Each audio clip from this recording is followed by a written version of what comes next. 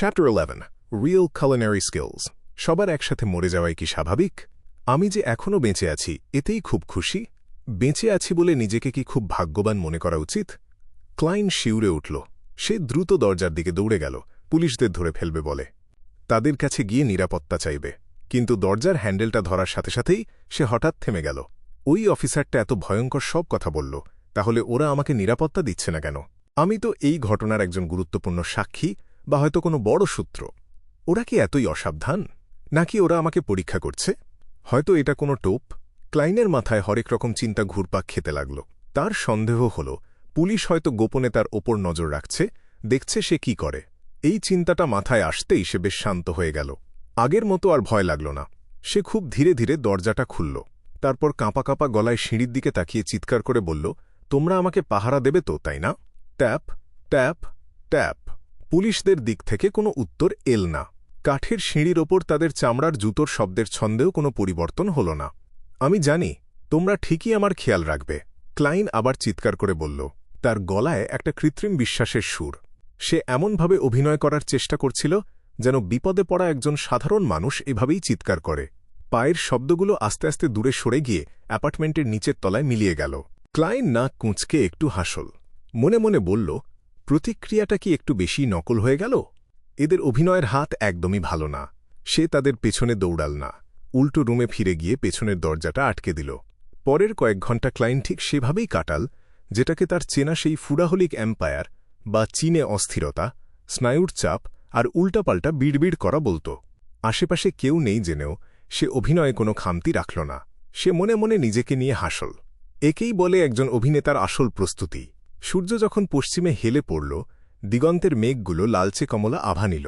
অ্যাপার্টমেন্টের ভাড়াটেরা একে একে ঘরে ফিরতে শুরু করল। ক্লাইন তখন অন্য কাজে মন দিল। মেলিসার স্কুল ছুটি হওয়ার সময় হয়ে গেছে। সে চুলার দিকে তাকাল, কেতলিটা তুলে কয়লাগুলো সরিয়ে দিল। তারপর রিভলভারটা বের করে আনল। এক মুহূর্ত দেরি না করে সে দোতলা খাটের নিচের তক্তার পেছনে হাত ঢোকাল। সেখানে 10টারও বেশি কাঠের টুকরো এদিক সেদিক করে লাগানো ছিল। রিভলভারের বাঁদিকের চাকাটা একটা কাঠের টুকরো আর তক্তার মাঝখানে আটকে দিয়ে ক্লাইন সোজা হয়ে দাঁড়াল। সে কিছুটা অস্বস্তিতে ছিল। তার ভয় হচ্ছিল পুলিশ হয়তো হুট করে দরজা ভেঙে ঘরে ঢুকে পড়বে আর হাতে বন্দুক নিয়ে তার দিকে তেড়ে আসবে। এটা যদি স্টিম ইঞ্জিন বা বাষ্পীয় যুগের হতো তবে সে নিশ্চিত থাকত যে কেউ তাকে এভাবে বন্দুক লুকাতে দেখেনি। কিন্তু এখানে তো অলৌকিক ক্ষমতা আছে, যেটা সে নিজের অভিজ্ঞতা দিয়েই বুঝতে পেরেছে। কয়েক মিনিট অপেক্ষা করার পরও দরজার ওপাশে কোনো সাড়া শব্দ পাওয়া গেল না। শুধু দুজন ভাড়াটে কথা বলতে বলতে আয়রন ক্রস স্ট্রিটের হার্ট অব দ্য ওয়াইল্ড বারের দিকে যাচ্ছিল। ক্লাইন একটা স্বস্তির নিঃশ্বাস ফেলল। যাক, নিশ্চিন্ত হওয়া গেল। এখন শুধু মেলিসার ফেরার অপেক্ষা। তারপরেই কচি মটরশুঁটি দিয়ে খাসির মাংসের স্টু রান্না শুরু হবে। রান্নার কথাটা ভাবতেই ক্লাইনের জিভে জল চলে এল। মটন আর মটরশুঁটির ঝোলের সেই ঘ্রাণ সে যেন এখনই পাচ্ছে। মেলিসা কিভাবে রান্না করত সেটা তার মনে পড়ে গেল। প্রথমে সে জল ফুটিয়ে মাংসটা একটু ভেজে নিত। তারপর তাতে পেঁয়াজ, নুন, সামান্য গোলমরিচ আর জল দিত। কিছুক্ষণ পর তাতে মটরশুঁটি আর আলু দিয়ে ঢাকা দিয়ে দিত। আরও 40 বা 50 মিনিট রান্না হতো। ক্লাইন মাথা নাড়ল। খুবই সাদামাটা আর সাধারণ পদ্ধতি। শুধু মাংসের স্বাদের ওপরই ভরসা করতে হয়। কিন্তু এছাড়া আর উপায়ও নেই। সাধারণ মানুষের পক্ষে হরেক রকম মশলাপাতি বা রান্নার জটিল পদ্ধতি জোগাড় করা কঠিন। তারা সহজ, কাজের আর সস্তা উপায়ই খুঁজে নেয়। মাংসটা পুড়ে না গেলেই বা পচে না গেলেই হল। সপ্তাহে যারা মাত্র 1 বা 2 দিন মাংস খেতে পায় তাদের জন্য এটাই অমৃত। ক্লাইন নিজে খুব একটা ভালো রাঁধুনি নয়। বেশিরভাগ সময় সে বাইরে থেকেই খাবার আনাত। তবে সপ্তাহে 3 বা 4 বার রান্না করতে করতে তার হাত কিছুটা হলেও পেকেছে। সে ভাবল 1 পাউন্ড খাসির মাংস অন্তত সে নষ্ট করবে না। মেলিসা ফিরে এসে রান্না শুরু করলে রাত 7:30 বেজে যাবে। ততক্ষণে ও খুব ক্ষুধার্ত থাকবে। ওকে আজকে দেখিয়ে দেব আসল রান্না কাকে বলে। ক্লাইন মনে মনে নিজেকেই একটা যুক্তি দিল। সে আবার আগুন জ্বালাল। বাথরুম থেকে জল নিয়ে এসে মাংসটা ভালো করে ধুল। তারপর বটি আর ছুরি বের করে মাংসগুলো ছোট ছোট টুকরো করে কাটল। তার হঠাৎ এই রান্নার হাত দেখে মেলিসা অবাক হতে পারে। তার জন্য একটা অজুহাত সে তৈরি করে রেখেছে। সে সব দোষ চাপাবে মৃত ওয়েলচ ম্যাকভার্নের ওপর। ওয়েলচের বাড়িতে এমন একজন রাঁধুনি ছিল যে মিডসিশায়ার স্বাদের রান্নায় ওস্তাদ। ক্লাইন বলবে ওয়েলচ প্রায় নতুন নতুন খাবার রান্না করে তাকে খাওয়াত। যাক, মরা মানুষ তো আর প্রতিবাদ করতে আসবে না। তবুও ক্লাইনের মনে একটু খটকা লাগল।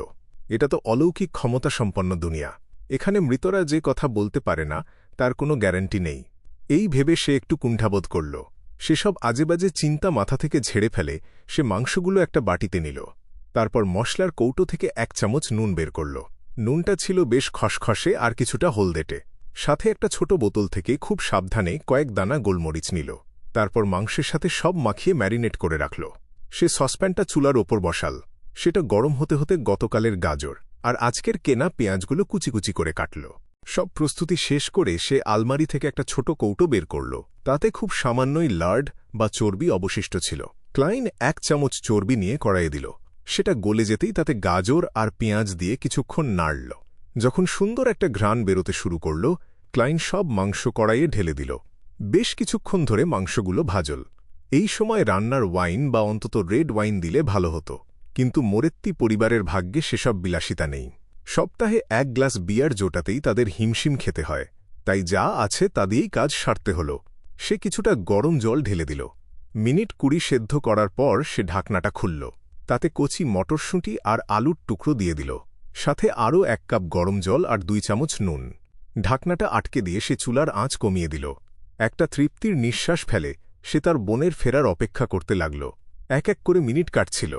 রুমের ভেতরের সেই ঘ্রাণটাও যেন আরও গাঢ় হচ্ছিল।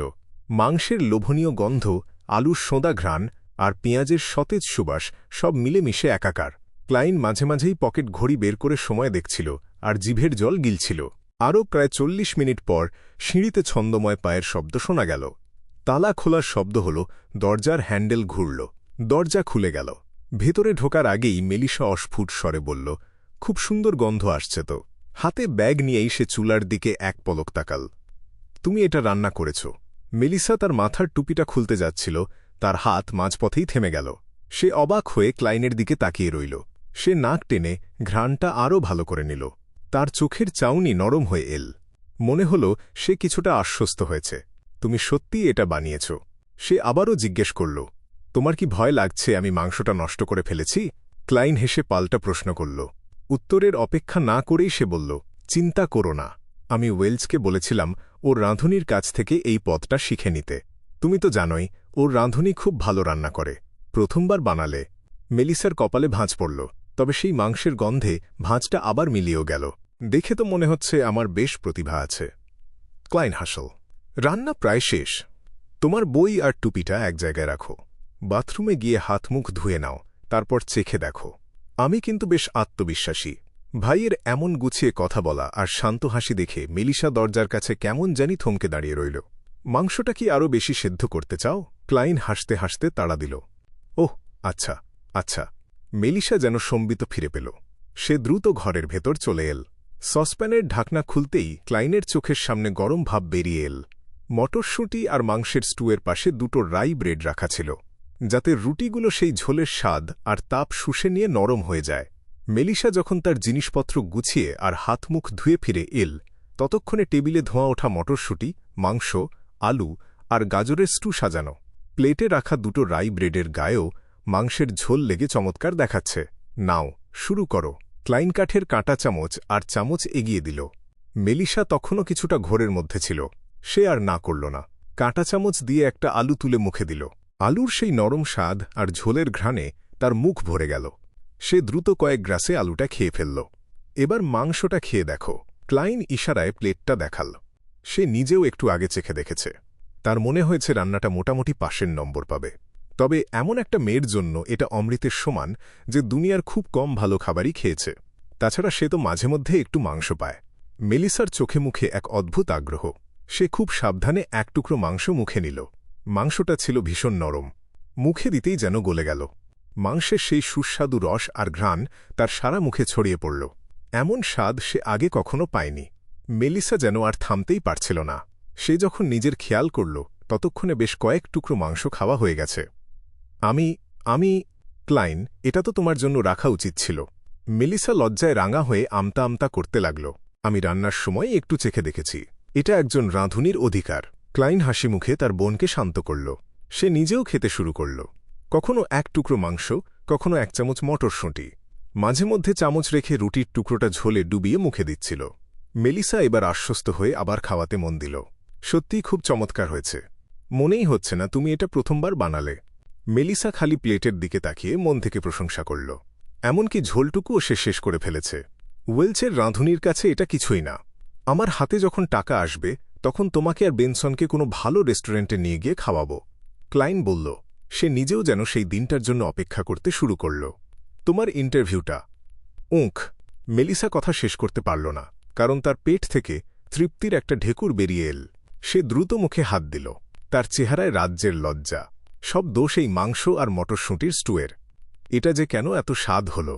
ক্লাইন মনে মনে হাসল। সে তার বোনকে আর লজ্জা দিল না। প্লেটটা দেখিয়ে বলল, এবার থালা বাসন ধোয়ার দায়িত্ব তোমার। ঠিক আছে। মেলিসার সাথে সাথে উঠে দাঁড়াল। গামলাটা নিয়ে সে দ্রুত দরজার বাইরে চলে গেল। সে যখন ফিরে এল, সে যথারীতি আলমারি খুলে মশলার কৌটোগুলো চেক করতে শুরু করল। তুমি কি এগুলো সব এখনই ব্যবহার করলে? লার্ডের কৌটো আর গোলমরিচের বোতলটা হাতে নিয়ে মেলিসা অবাক হয়ে ক্লাইনের দিকে ফিরল। ক্লাইন কাঁধ নাচিয়ে হাসল। সামান্যই তো। ভালো কিছু খেতে গেলে তো একটু খরচ করতেই হয়। মেলিসার চোখের মনি স্থির হয়ে গেল। তার চেহারায় কয়েক মুহূর্তের জন্য নানা ভাব ফুটে উঠল। সবশেষে সে বলল, পরের বার থেকে আমিই রান্না করব। তোমাকে তো আবার ইন্টারভিউয়ের জন্য প্রস্তুতি নিতে হবে। নিজের চাকরির কথা তো ভাবতে হবে।